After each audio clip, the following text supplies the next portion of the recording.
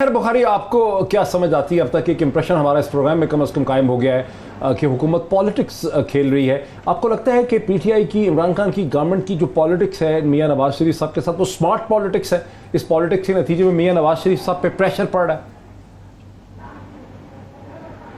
देखिए, मजे की ये बात है कि जितना भी ये तेज होना चाह रहे थे ना, द इवेंचुअल एडमिशन के हमारे साथ हैंड हो गया है, हाथ हो गया है, उसने तो ये इनकी अहलियत के ऊपर, इनकी काबिलियत के ऊपर, इनकी अलर्टनेस के ऊपर वो पूरा धज्जियां उड़ा दी उसकी, उस परसेप्शन की।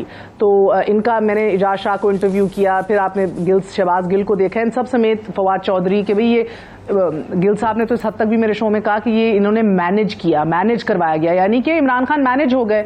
फिर इनके फोकल पर्सन ऑन हेल्थ जो हैं डॉक्टर फैसल, उनको भी एक इंटरव्यू में मैंने पूछा, इमरान खान साहब ने कहा था आपने सारी रिकॉर्ड्स देखे हैं, हेल्थ सर्टिफिकेट्स देखे हैं? तो उन्होंने कहा मैंने तो कुछ नहीं देखा, मैं तो बस उनको उनका हाल पूछने गया था, that's it. So you know, मुझे लगता है कि एक एम्बैरेसमेंट तो उधर से हो गई थी, मगर मैं इतफाक करती हूँ अपने कॉलीग से कि politics is all about perception. अभी उनका वापस ना आना सियासी तौर पे फायदेमंद है तहरीक इंसाफ के लिए। एक तो आप देखें, एक इनकी ये बात सही है, 100% आई एग्री विद इट, कि उधर जब वो घूमते फिरते हैं, कोई तस्वीर आती है, उसके ऊपर जो ट्रोलिंग शुरू होती है, जो हैशटैग शुरू होते हैं, वो फेवर में जाते हैं। ये या टॉक शोज होते हैं, आप उनको हशाश बशाश दिखाते हैं तो एक मौका मिल जाता है, दो और प्रेस कॉन्फ्रेंसेस चौहान साहब कर लेते हैं, गिल साहब कर लेते हैं, फवाद चौधरी साहब ट्वीट्स कर लेते हैं, ये बात निकल फिरती है कि फिर एक तंजन कहा जाता है कि भाई आप तो बिल्कुल सेहतमंद हैं, आप तो इधर टहल रहे हैं, आपको तो कोरोना का डर नहीं है, तो आप क्या कर रहे हैं? दूसरी बात, जो लेवरेज है मरीम नवाज शरीफ साहिबा के ऊपर, वो अभी बहुत हाई है हुकूमत के पास। जब मियाँ साहब बाहर बैठे हैं, she can not afford to speak कि कहीं मुश्किलात में इजाफा ना कर दिया जाए उनके वालिद के लिए।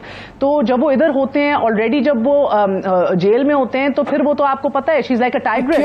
क्या मुश्किलात में इजाफा हो सकता है? उनका वोटर भी जो है वो एकदम वो बाहर बैठे हैं, हुकूमत की मुश्किलात में क्या इजाफा कर सकती है? जब उन्हें अरेस्ट किया है, ये लेवरेज क्यों नहीं कर सकती? अभी आपने देखा है कि हाई कमीशन ने कितने दौरे किए हैं पिछले 8 माह के अंदर, कितने बंदे उधर भेजे हैं, कितनी मेडिकल रिपोर्ट्स दी हैं। एसेंशियली पिछले 1 साल के लिए he is been sitting comfortably, nobody is checked up on him.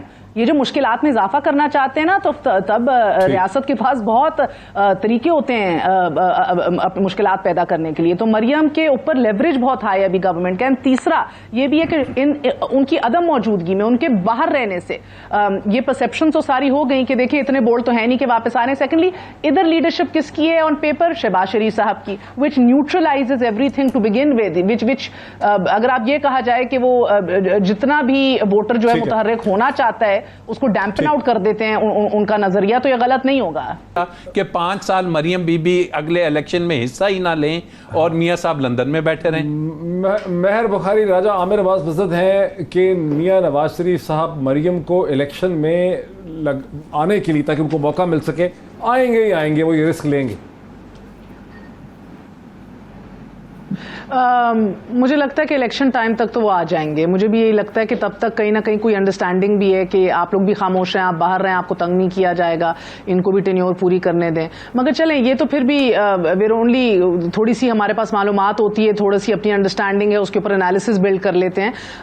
मगर बहरहा मैं मजहर साहब की इस बात से इत्तफाक करती हूँ कि अभी ये जो मौलाना के धरने की भी बात हो रही थी, तो देखिए इसका एक पूरा प्री टेक्स्ट है, एक बैकग्राउंड भी है नवाज शरीफ का।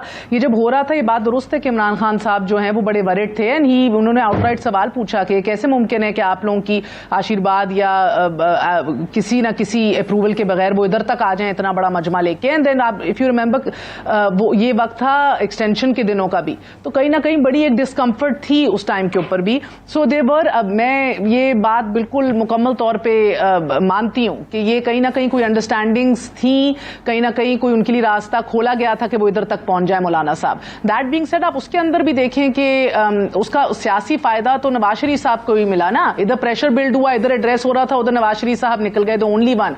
और एक माजी बड़ा एक लंबी दास्तान है। मुशर्रफ के दौर में भी जब ये जेल के किस्से याद करें, जब उनको पाबंद सलासल रखा गया, उधर बाहर टॉक्स हो रही थी किस तरह रिस्टोर करना है डेमोक्रेसी को, क्या करना है बीबी के साथ। वो नसीरुल्लाह बाबर, उधर वो उन्होंने अपनी अग्रीमेंट कट कराई और बाहर सऊदी अरब चले गए। उसके बाद फिर इलेक्शन बॉयकॉट करने की बात आई, जब वापस आए कि इस माहौल में हम नहीं कर सकते। इमरान खान परेशान वगैरह, जमात इस्लामी आज भी परेशान है कि भी हम तो बैठ गए थे, बाकी सब इलेक्शन जाके लड़ लिए। उसी तरह मौलाना का ये धरना हुआ, इधर वो बेचारे बैठे हुए थे, आया कोई नहीं, टिकट कटाया, ये निकल गए। तो इन मुश्किल सूरत हाल में एक विजन और क्लैरिटी रखते हैं नवाज शरीफ साहब, एक तजर्बा रखते हैं कि मुश्किल सूरत हाल से किस तरह निकलना है उन्हें। अभी भी उनको बड़ी क्लैरिटी उधर बैठे हुए। ये ना सोचिए जिस तरह हम सवाल उछाल रहे हैं तो स्टूडियोज में बैठे हुए वो भी देख रहे होंगे कि क्या करूं। ही इज वेरी क्लियर कि कब करना है और क्या करना है। मगर नवाज शरीफ साहब की नेचर ये है कि आखिरी मिनट तक अपने क्लोजेस्ट लोग भी जो होते हैं ना, अपना पत्ते निकाल के नहीं रखते उनके सामने। ये प्रोग्राम देख के तो नहीं आते, ये प्रोग्राम देख के तो नहीं आते। ये प्रोग्राम देखिए नहीं आते। लेकिन इरशाद आरिफ साहब, मजहर अब्बास साहब, वेरी क्विकली क्योंकि 2 मिनट रह गए। बेसिकली देखिए, मरियम बड़ी पते की बात कर रही है, मेहर वो ये कह रही हैं कि जाहिर है एक अंडरस्टैंडिंग होगी कि इलेक्शन तक बाहर रहना है, इलेक्शन से कुछ अर्सा पहले अपनी पॉलिटिक्स को और मरियम बीबी की पॉलिटिक्स को चलाने के लिए उनको आना ही है। अभी नहीं आएंगे, इलेक्शन से पहले आएंगे।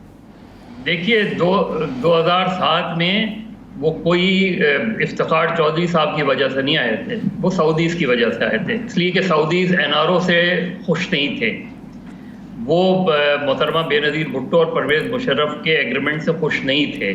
उसके बाद उन्होंने परवेज़ मुशर्रफ से कहा कि हम वापस भेज रहे हैं मियाँ साहब को, और पूरे एतमाद के साथ वापस भेज रहे हैं। तो ये जो इंटरनेशनल एस्टेब्लिशमेंट वाली बातें होती हैं, राजा आमिर अब्बास साहब जितना भी अच्छा जाल फैलाएं, मियाँ साहब इसमें नहीं आएंगे। देखें परवेज़, ये जो इफ्तिखार चौधरी साहब का तो मामला ये था कि जब मियाँ नवाज शरीफ साहब लंदन से इस्लामाबाद एयरपोर्ट पहुँचे तो ख्वाजा आसिफ कहते हैं कि चूँकि इफ्तिखार चौधरी का फ़ैसला था कि जी नहीं वो आ सकते हैं, कोई मुआहदा नहीं है, नल एंड वाइड है, तो वो हम लेके दरख्वास्त लेके भाग रहे थे अपना जनाब इफ्तिखार चौधरी के पीछे कि जनाब वो एयरपोर्ट पे बैठे हुए हैं, उनको बाहर निकाला जा रहा है, आप हमारी मदद करें। इफ्तिखार चौधरी साहब हमारी बात सुनने के लिए तैयार नहीं थे। एस्टेब्लिशमेंट भी हो सकती है अगर उनको यकीन हो तो फिर चीनी एस्टेब्लिशमेंट होगी, इंटरनेशनल एस्टेब्लिशमेंट का तो रोल कमजोर सा हो गया है। मैं अर्ज कर रहा हूँ कि मैं नाम नहीं ले रहा, मैं तो कह रहा हूँ कि अगर ऐसी कोई ताकतवर गारंटी उनको मिले कि पाकिस्तान आप जाएंगे, आप मुश्किलात का शिकार नहीं होंगे, आप हुकूमत में आएँ ना आएँ, लेकिन आपके लिए जेल नहीं होगी, आपकी साहबजादी के लिए मुश्किलात नहीं होगी, तब तो वो आएंगे। ये जो तासुर दिया जाता है ना, मियाँ साहब ज़िद्दी ज़रूर हैं, बहादुर नहीं हैं। और वो तारीख़ी जुमला जो मजीद निज़ामी साहब सुनाया करते थे कि जब उन्होंने कहा वहाँ जद्दा में कि मियाँ साहब आप अटक छोड़ के चले गए, क्या बात थी, 6 महीने और बैठ जाते। तो उन्होंने जवाबी सवाल किया मियाँ साहब निज़ामी साहब से कि निज़ामी साहब तुसी कदे जेल गए हो? तो उन्होंने कहा नहीं मैं तो नहीं गया। उन्होंने कहा जेल कटना बड़ा मुश्किल है मियाँ निज़ामी साहब, जेल नहीं बैठे जाता। तो वो निज़ामी साहब हमदर्द थे, उनके सरपरस्त थे, और ये बात वो बार बार किया करते थे। मियाँ साहब नहीं आएंगे। हाँ, जेल की कहानी सुना सकता हूँ।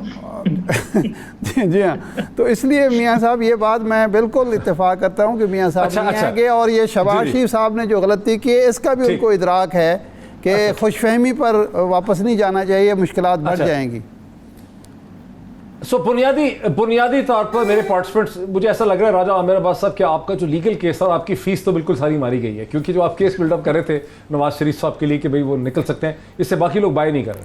डॉक्टर साहब खाली लीगल केस नहीं है, पॉलिटिकली भी थोड़ा सा इनसे मज़र से और इनसे डिसएग्री करते हुए मैं ये समझता हूँ। मियाँ साहब देखिए, जब इफ्तिखार चौधरी के ज़माने में आए थे तो एक फ़ैसला था जिसमें कन्विक्शन हुई थी, उसको रिव्यू के उन्होंने दोबारा सेटिसाइड करा के सियासत में आ गए। लेकिन अब एक फ़ैसला भी चेंज हो गई थी ना जी, अब एक फ़ैसला सुप्रीम कोर्ट का है, उसमें ना रिव्यू बचा हुआ है ना कोई और चीज़ है, और मियाँ साहब डिस्क्वालीफाई हुए हैं सियासत से सुप्रीम कोर्ट के फैसले पे। मियाँ साहब आएंगे मोहतरमा मरियम नवाज की सियासत को आगे चलाने के लिए।